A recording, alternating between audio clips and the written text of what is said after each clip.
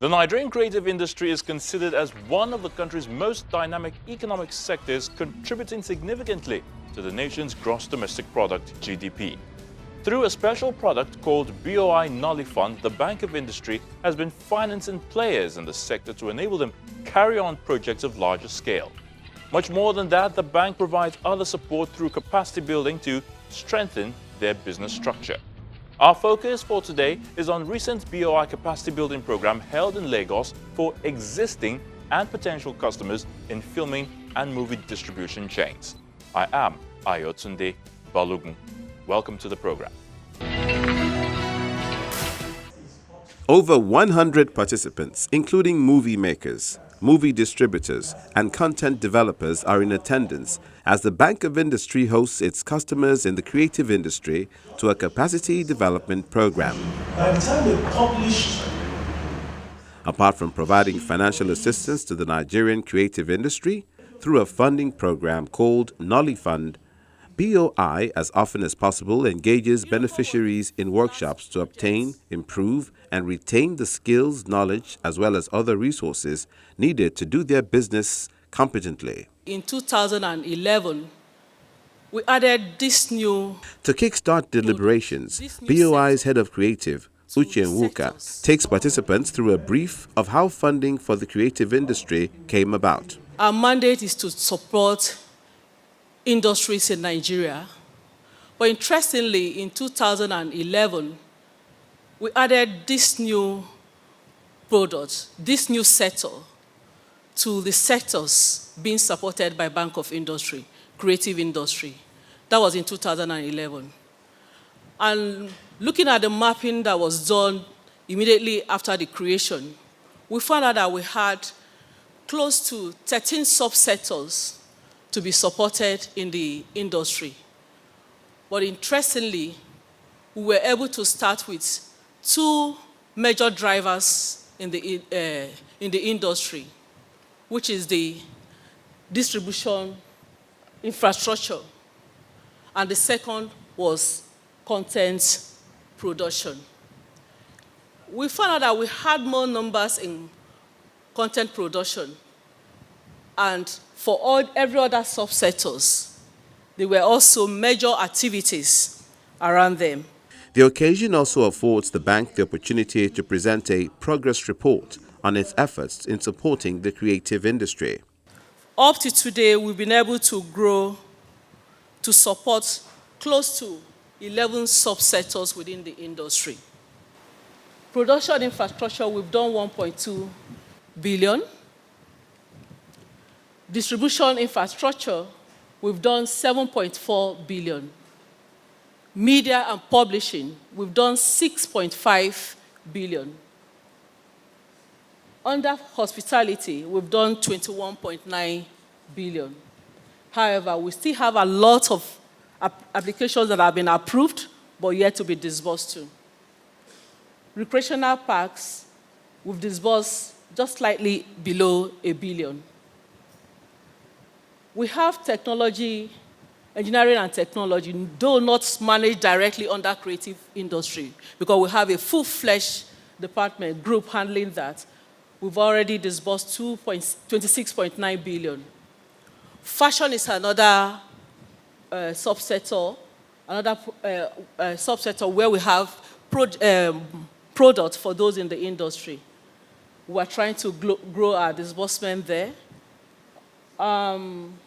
Cumulatively, BOI has done 7.68 billion.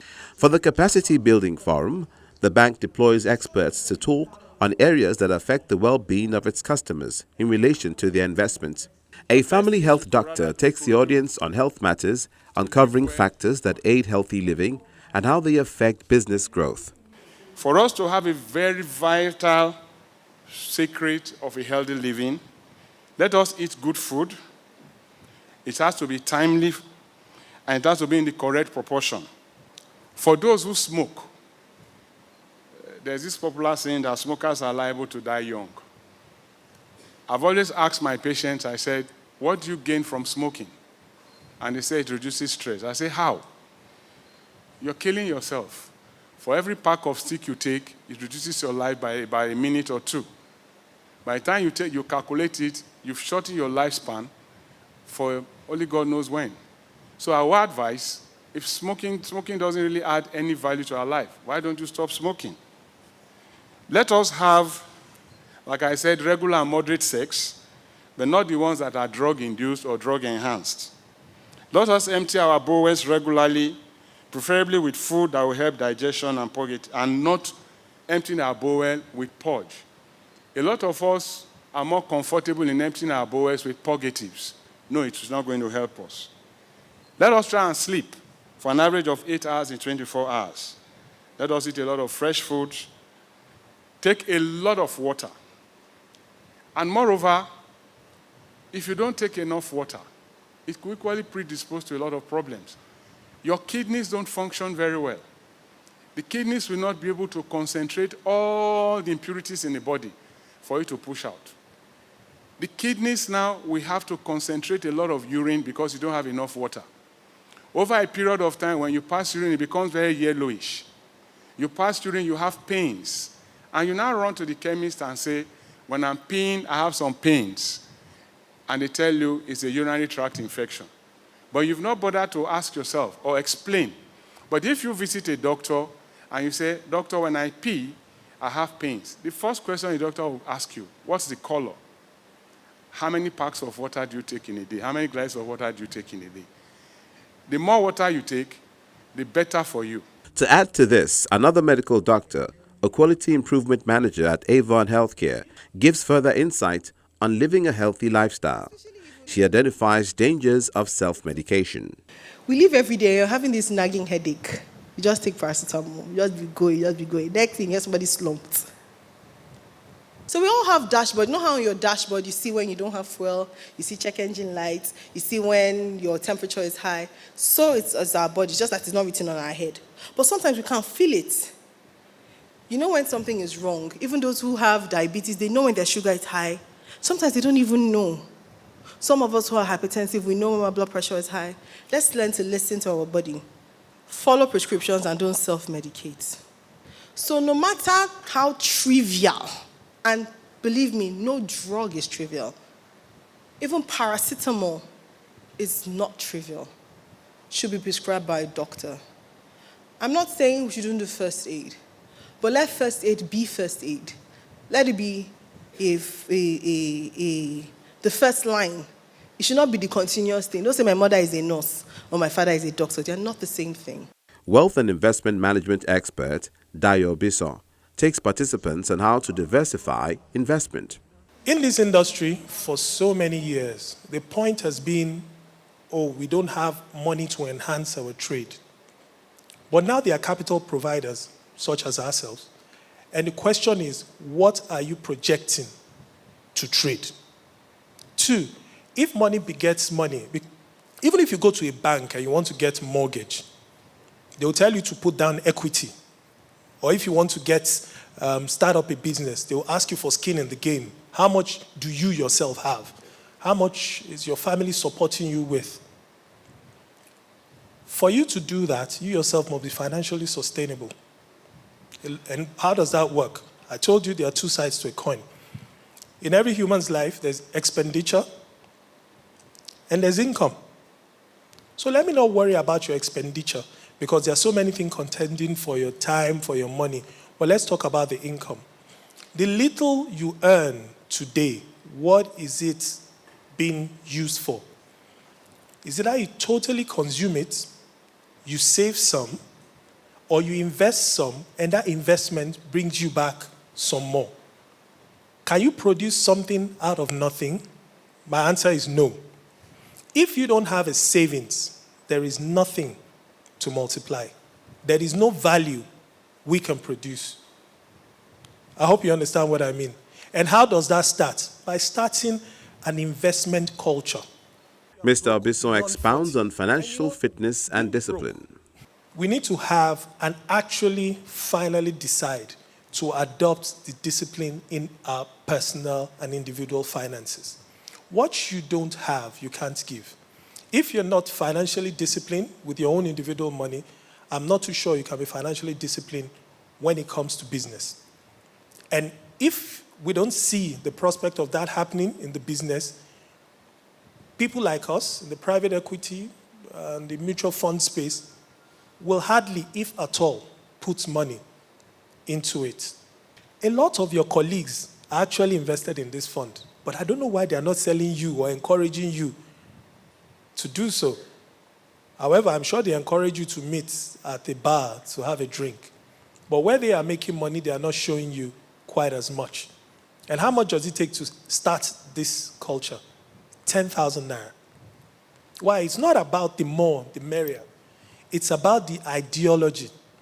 It's about the discipline of you starting.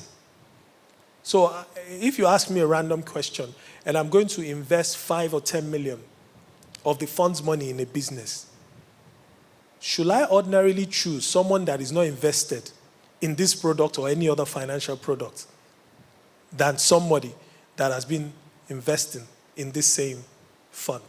You know what the answer is. And that is exactly what other private equity guys will be looking into. If we are going to put money in any business or any other financier, I dare say, they need to know you are of right financial standing. How do you start that? Start investing now. Mofoluke Keshiro, a trust manager with FBN Quest Trustees, speaks on estate planning. Estate planning is you as an individual putting everything you've worked for under a central vehicle for ease of, transfer to the next generation or whoever you so desire, and using the right vehicle. And you are doing that when, you're of a healthy state of mind. All the catalog of, works that you have, who do you want to administer? Who do you want to ensure these things are managed appropriately? There are young children that you want to ensure the continuation of their education, for yourself, maybe aged parents, maybe your health care needs. There are a lot of things that you have to consider. And the importance of estate planning cannot be overemphasized.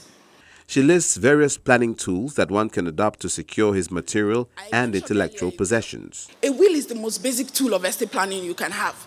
But the beauty of a will is that you can also create a trust in it, a testamentary trust that takes effect, upon the passing of the writer of the will. You have executorship services. Whenever you write a will, you are required to appoint executors. If you're appointing, a relative, natural persons, like a spouse, a sibling, you are required to have a minimum of 2 and a maximum of 4. Medical power of attorney is also important. We talked about incapacitation. I think in the opening statement, there was a talk about incapacitation. Right now, everyone is healthy, hale and hearty. We don't know. Eventuality does not give any premonition. Oh, I'm going to come tomorrow. I'm going to, it's going to happen. We have a trust as a tool of estate planning as well. A trust is just an arrangement where an individual would give instructions to a trustee to hold assets for him or her. Next is Simeon Okodua, a legal practitioner and partner with Alliance Law Firm. His presentation is on embracing the corporate form, how creative professionals and entrepreneurs can position themselves to be able to access funding, drive their goals to remain attractive and investable. When we talk about sustainability of the corporate, of the enterprise, what we're speaking to essentially is that in doing the business that you do to earn profit, you also need to factor considerations of the environment and considerations of the people who will enjoy your services and your products. For film producers, we have film producers here, we have distributors here, we have production companies. It's important that if you're going to be taken seriously by society, by lending institutions, it's important that you embrace the corporate form. That's the fundamental principle for being attractive. So, if you're going to be taken seriously by society, it's important that we embrace the corporate form. That means setting up companies. You have to set up a company, and in doing so, you don't need anything too fanciful. There are ways in which you can set up a company with the cheapest possible means. Now, in doing so, it's important that you have a structure in the organization. That structure is what investors are looking out for. How are you running your organization? You need to have, for example, a board of directors. And then you need to have, of course, executive management. Now, it's important that you have this kind of corporate form, because if you're going to go to a BOI, for example, some of the things that you're going to be interested in seeing, because they will be very reluctant to deal with a sole proprietor, somebody who can die with the business.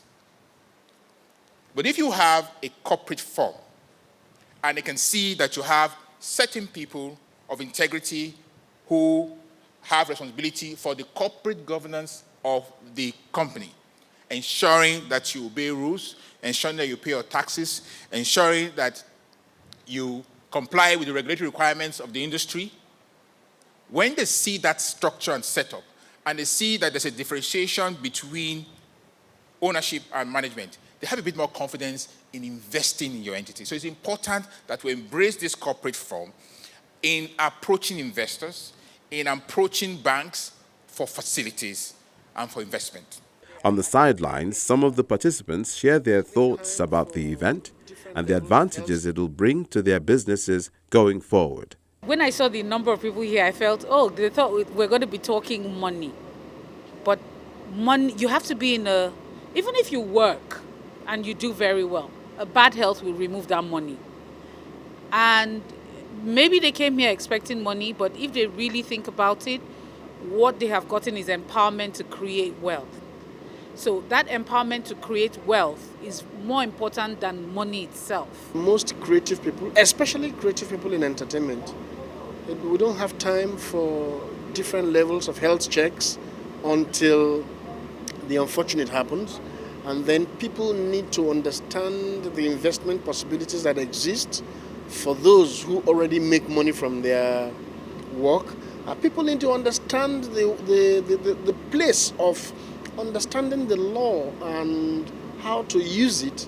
People need to know about different things that they have presented. So I think all in all, it's a win-win situation for us, because we not only now know about the funds that are available, but of course we understand how to go about those funds and how to live even after you have made some of those funds.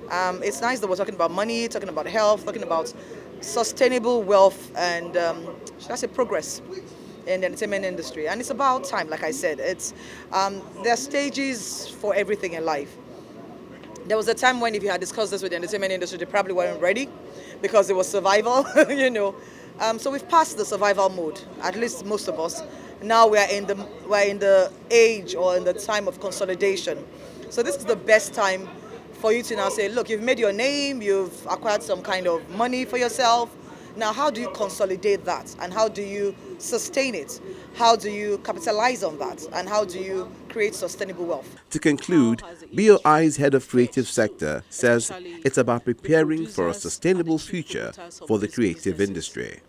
I would say those in the creative industry prepare or give avenues of happiness. They prepare content that will make people happy, they entertain people. But do they actually have time to make themselves happy? And from experiences we've had with some of our close customers, especially, may he so rest in peace, the late Chris Ekechimbe, and other industry people we've come across one way or the other, we felt that yes, in being able to achieve our set targets for next year, we should look at the industry, we should look at ourselves. That was why we tagged this for us. What do we do to get prepared adequately to be able to pursue our plans for next year? So we thought about our health. We have to be healthy to be able to continue with business. We also have to ensure that we use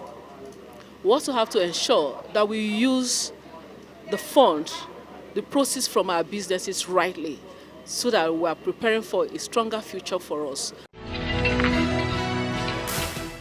So there you go. These capacity building programs for SMEs is an ongoing exercise. So watch this space for more. And BOI will continue to leverage partnerships to ensure that local businesses get relevant technical and financial support that keeps them running in a sustainable fashion. Now, If you're an entrepreneur, contact the Bank of Industry today to see how you can benefit.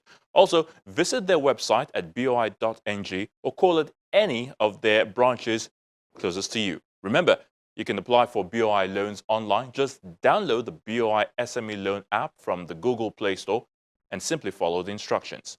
For further information, feel free to tweet at KAY Alayode. Previous editions of the program are available on YouTube. And simply type BOI Weekly in the search area. And there you go.